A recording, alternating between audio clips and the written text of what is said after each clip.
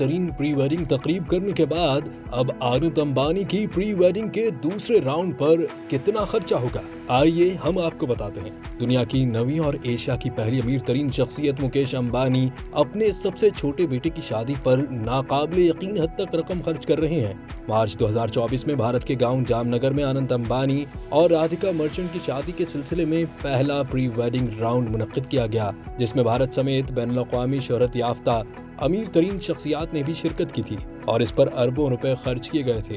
अब उनकी शादी से कबल दूसरे राउंड के सिलसिले में तकरीबात मुनक्किद होने जा रही हैं, जिसका है पूरी दुनिया को इंतजार। इस दूसरे राउंड में खर्च होने वाली लागत पहले प्री वेडिंग राउंड से भी ज्यादा है।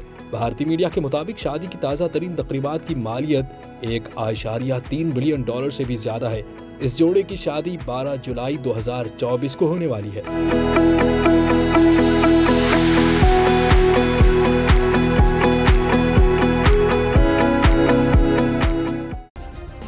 सब्सक्राइब करें और बेल दबाएं ताकि कोई खबर रह न जाए।